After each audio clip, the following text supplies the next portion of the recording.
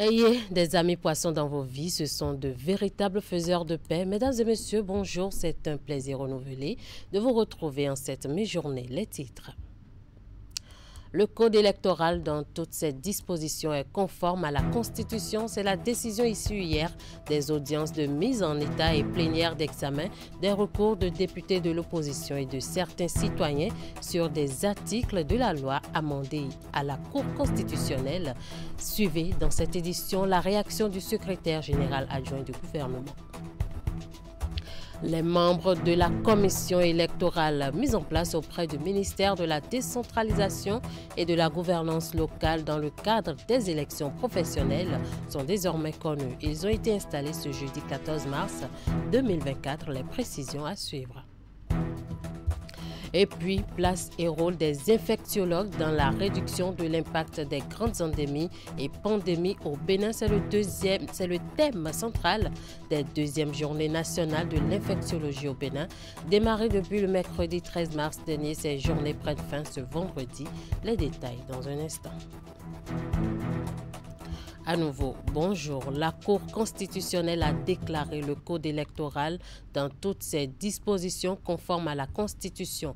La décision est sortie hier à l'issue des audiences de mise en état et plénière d'examen des recours de députés de l'opposition et de certains citoyens sur des articles de la loi amendée. Loin des récriminations de l'opposition, le secrétaire général adjoint du gouvernement prédit des jours meilleurs à toute la classe politique béninoise d'ici quelques années. Ceci quand tous vont se conformer à ce code électoral. Sur des propos recueillis par William Clécan à la Cour constitutionnelle hier, Wilfred Léon Hongwedi se prononce. Le président de la République avait la faculté de promulguer cette loi sans demander un contrôle de constitutionnalité a priori. Pourtant, parce qu'il s'agit d'une loi importante, étant une loi électorale, le chef de l'État a pris sur lui de ne pas promulguer directement et d'aller devant la Cour constitutionnelle. La procédure de la Cour s'est menée de façon publique et contradictoire. Les députés d'opposition qui ont saisi la Cour ont recouru au service d'avocats. Il y en avait au moins 3. Et sur les 3, j'ai entendu 2 dire que le rapport proposé par le conseiller rapporteur à la Cour était un rapport pertinent, même s'ils souhaitaient qu'il soit amélioré dans un sens donné. Ce qui veut dire que dans leur propre rang, leur propre conseil, ont considéré qu'en droit, le rapport il était bien assis. Maintenant, les querelles politiciennes sont ce qu'elles sont. Mais en droit, quand on a perdu, on s'incline quand on est démocrate. Et je crois que tout démocrate doit considérer que la Cour constitutionnelle, qui est l'arbitre du jeu entre les partis, vient de sonner la fin de la partie et qu'effectivement, il faut prendre acte et passer à autre chose. Autre chose, c'est ce que la loi votée et querellée nous demande à tous de faire. C'est ce qu'elle demande aux partis de faire, d'aller travailler sur le terrain, de se renforcer. Parce que vous aurez observé, et cela a été dit au cours de la procédure, les conditions que fixe désormais le code électoral pour enlever des sièges lorsqu'on va aux compétitions électorales législatives notamment, ces conditions elles sont les mêmes pour tous les partis à la date d'aujourd'hui. Les gens peuvent dire, est-ce que c'était le moment? Est-ce que ce n'est pas trop ambitieux? C'est un autre débat. Mais il faut viser haut pour grandir. Et c'est ce que nous faisons. Et nous sommes convaincus que tous, y compris ceux qui aujourd'hui ne sont pas contents, demain ils diront, c'était une vision formidable. Parce qu'elle structure autrement la scène partisane, elle structure autrement la vie politique de notre pays, exactement comme les mêmes. Aujourd'hui, ils avaient contesté les lois hier, mais elle leur a permis d'être un groupe d'opposition fort à l'Assemblée avec 28 députés aujourd'hui. Peut-être que dans les conditions antérieures, l'opposition aurait 28 députés aujourd'hui, mais éclaté en 3, 4 sympathies politiques. Est-ce qu'aujourd'hui, le groupe LD à l'Assemblée n'est pas fier d'être à lui seul un groupe compact de 28 députés? Pourtant, vous devez vous souvenir de ce que, de la même façon qu'aujourd'hui, ils avaient contesté les lois qui permettent de faire ce qu'on fait, les lois qui permettent d'avoir autant de femmes à l'Assemblée nationale aujourd'hui, ce qui n'était pas le cas hier. La décision de la Cour vide le contentieux. Elle fait donc place à une prise en considération de ces nouvelles dispositions par tous les partis politiques pour un système partisan plus fort. La haute juridiction soutient que les dispositions querellées concernant le seuil de suffrage de 20% par circonscription législatives pour l'attribution des sièges, la question du parrainage des candidats aux élections présidentielles et bien d'autres ne violent pas l'esprit de la Constitution. L'opposition crie à un hold-up. Éric Rondeté parle d'une loi frauduleuse sur tout son parcours. On l'écoute au micro Canal 3 Bénin de William Cliquant juste après le délibéré de la Cour. Tout le monde a noté une tristesse pour une faillite de l'élite béninoise, pour une faillite de l'élite béninoise compromise. Il n'y avait aucune chance que ce texte de loi passe le fil de la Cour constitutionnelle si la Cour voulait faire son travail. Elle a choisi de ne pas faire son travail et d'accompagner le gouvernement. C'est triste. D'accompagner la majorité parlementaire, c'est dommage. La Cour n'a pas fait son travail. Et il y a plein d'illustrations dans le test. C'est un test bourré d'incongruités et bourré de contresens juridiques. La Cour a usé de manœuvres frauduleuses pour valider une loi elle-même frauduleuse, votée dans une ambiance de fraude à l'Assemblée nationale. Vous avez été témoin de ce que les députés ont exigé, que les amendements leur soient transmis, afin que l'on sache ce que l'on est en train de voter. Vous avez pu observer que, ici, on a montré à la Cour qu'il y a des dispositions de la loi qui n'ont pas été votées à l'Assemblée nationale. Et vous avez vu la gymnastique intellectuelle risquée à laquelle la Cour s'est livrée pour se retrouver sur ses deux pieds et pouvoir prendre une décision. Enfin, c'est une vilaine décision. Mais cela n'empêchera pas les Béninois de gagner les élections en 2026. Cela ne nous empêchera pas de gagner les élections en 2026, car Dieu est grand et Dieu sait faire ces choses. Il y a dans cette loi une disposition majeure qu'ils ont laissé passer sans s'en rendre compte. C'est le contrôle populaire. Les délégués des partis politiques ont la possibilité désormais de contrôler l'électeur qui vient dans la salle. En saisissant le texte de loi à l'Assemblée nationale, ils ont eu la malchance, je crois que c'est la main de Dieu qui a agi, de les laisser passer cette disposition nouvelle comme une disposition ancienne, au point où ils n'ont pas pu, dans leur manœuvre, la sortir. Allahu Akbar, Dieu est grand. Les membres de la commission électorale mise en place auprès du ministère de la décentralisation et de la gouvernance locale dans le cadre des élections professionnelles sont désormais connus. Ils ont pour tâche de conduire le processus électoral devant aboutir à la désignation des représentants des travailleurs dans l'administration publique. Le ministre de la décentralisation a présidé la cérémonie d'installation des membres de cette commission. Suivant.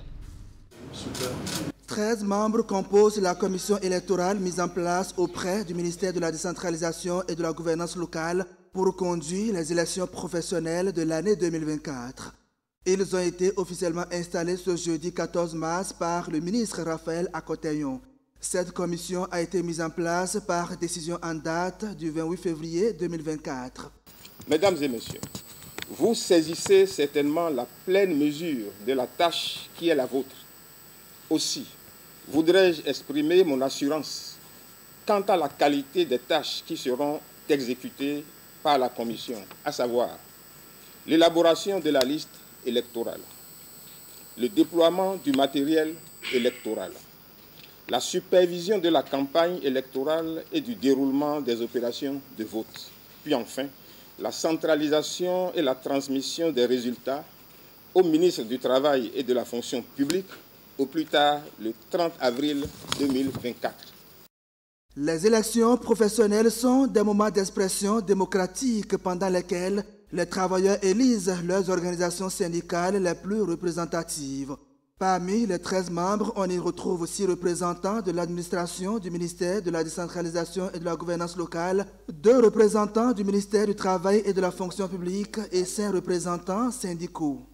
Elle constitue un principal enjeu en ce sens qu'elles permettent à l'administration de disposer d'interlocuteurs privilégiés dans la recherche du bien-être des travailleurs, du respect de leurs droits, ainsi que la détermination des conditions favorables à l'amélioration de leur contribution à l'atteinte de ces objectifs. La commission est présidée par le secrétaire général du ministère de la décentralisation et de la gouvernance locale. Le ministre Raphaël Akotaion invite la commission à conduire les opérations dans la transparence afin que les élections se déroulent dans de bonnes conditions. C'était un reportage de Idrissou Boukari et Rachidi Souberou le 11 mars. Et la journée internationale du rein. Les reins sont deux petits organes en forme de haricots qui se trouvent au niveau de l'abdomen et qui se chargent du nettoyage des déchets qui se trouvent dans l'organisme. Pour comprendre davantage sur l'importance du rein et le calvaire de ceux qui souffrent des maladies rénales, une équipe de notre rédaction, conduite par Florence Bossa, s'est rendue dans une clinique de la place qui est dotée d'une unité de dialyse. Voici le reportage qu'elle nous propose. C'est depuis 1 an que ce quadragénaire souffre de l'insuffisance rénale chronique. Ses reins, censés nettoyer les déchets de son organisme, ne fonctionnent plus. La seule alternative qui s'offre à lui, c'est la dialyse. C'est la fatigue générale, je suis allé aux soins. C'est de là on m'a dit que je souffre de l'insuffisance rénale. Il faut en moyenne 3 séances pour maintenir son équilibre vital.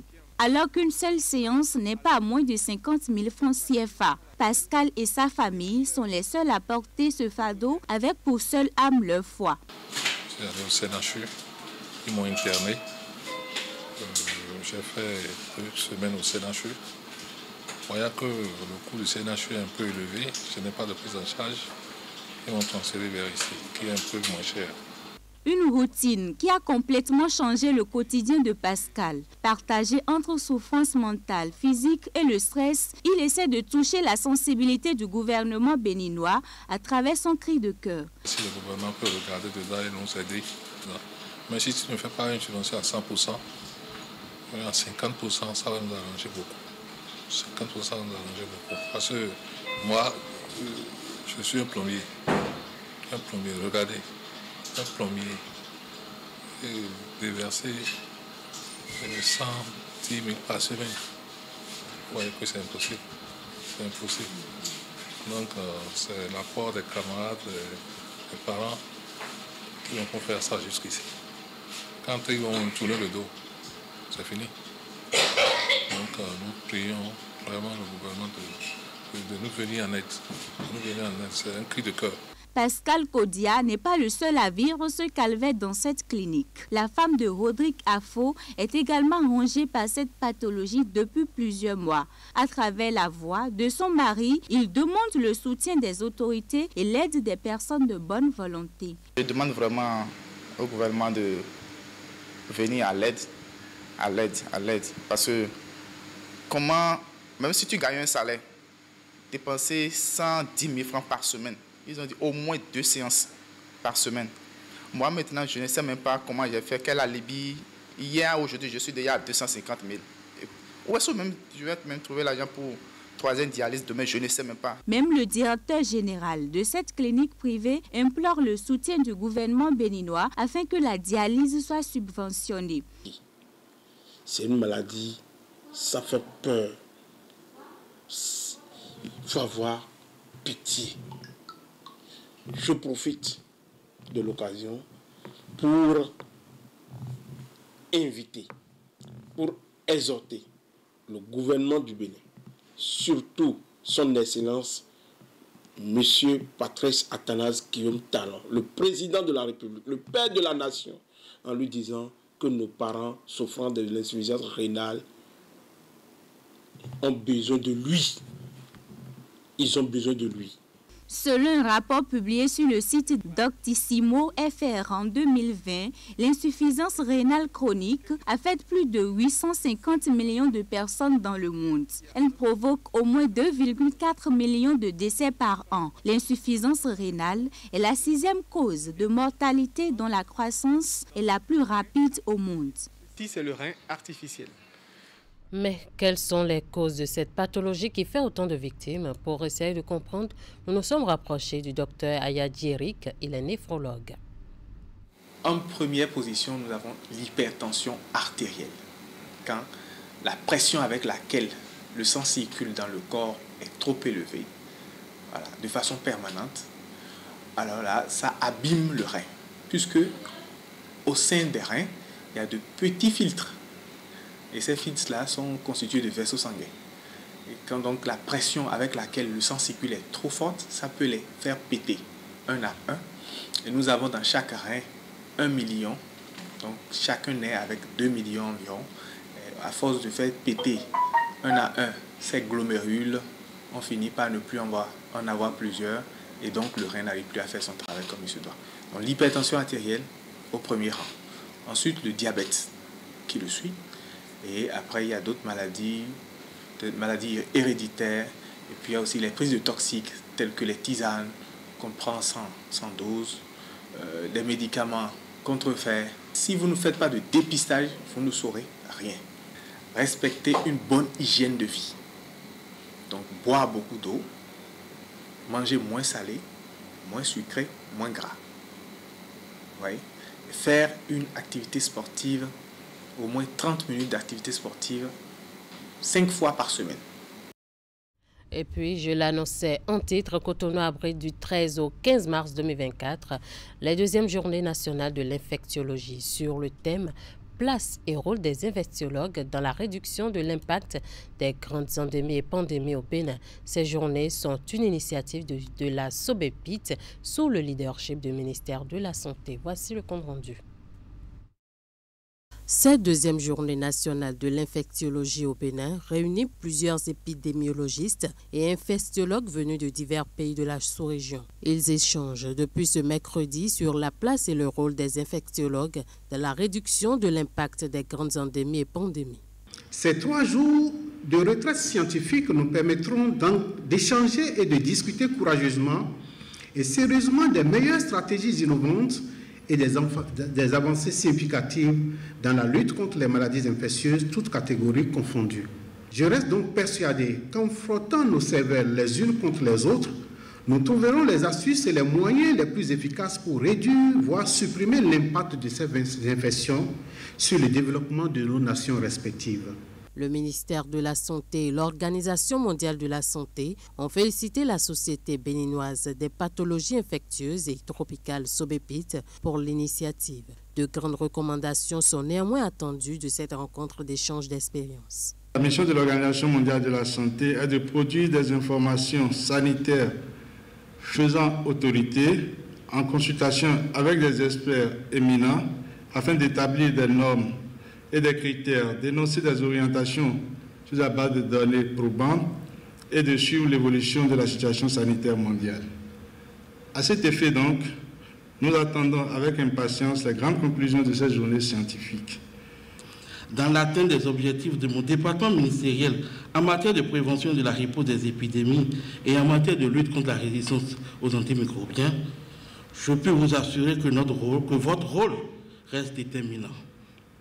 Cela justifie d'ailleurs les efforts du gouvernement de son Excellence le président Patrice Talon pour la mise en place des conditions favorables au développement de l'infectiologie au Bénin afin d'optimiser votre contribution à l'amélioration de la qualité des soins, des interventions de promotion de la santé et de la riposte aux épidémies dans notre pays. Plusieurs communications vont meubler les 3 jours que durent ces journées nationales de l'infectiologie. La clôture des travaux est prévue pour ce vendredi 15 mars 2024. Et voilà sur quoi nous bouclons cette édition. Merci à toute l'équipe qui a participé à la rédaction, à la réalisation et à la diffusion de cette édition. Merci à vous et bon appétit.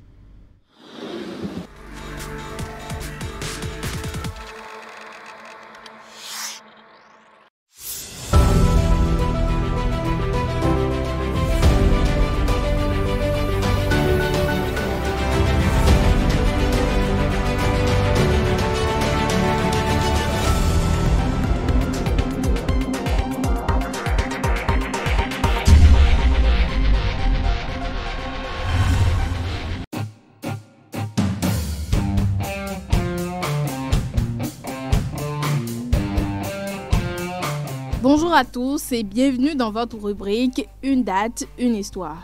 Vendredi 15 mars 2024, soit 15e jour de l'année, nous célébrons aujourd'hui Sainte Louise. Démarrons avec le triste bilan des attentats de Christchurch qui font 51 morts et près d'une cinquantaine de blessés. Une série d'attaques terroristes racistes d'extrême droite commises le 15 mars 2019 contre 2 mosquées en Nouvelle-Zélande. La tuerie était la plus meurtrière commise spécifiquement contre les musulmans dans un pays occidental et l'attentat d'extrême droite ayant causé le plus de victimes depuis 2011. Restons en 2011 où la date du 15 mars marque le début de la révolution syrienne, encore appelée guerre civile syrienne. Elle débute dans le contexte du printemps arabe par des manifestations majoritairement pacifiques en faveur de la démocratie contre le régime bassiste. Brutalement réprimé par le régime, le mouvement de contestation se transforme peu à peu en une rébellion armée.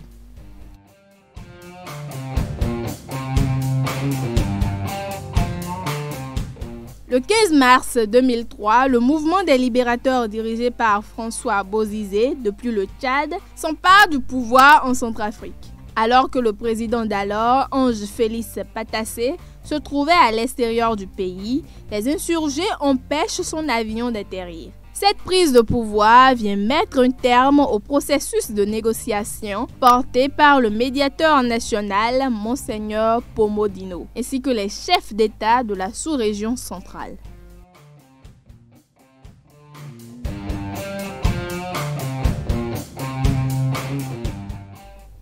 Retour en 1917, le 15 mars précisément, sur l'abdication du tsar Nicolas II. Jugeant son fils trop jeune et de santé fragile pour régner sur un empire, le tsar Nicolas II est contraint d'abdiquer en faveur de son jeune frère. Ce dernier refuse aussitôt la couronne. L'événement marque la fin de l'empire et le triomphe de la révolution. Fin de votre rubrique Une date, une histoire. Merci pour votre aimable attention. Prenez grand soin de vous.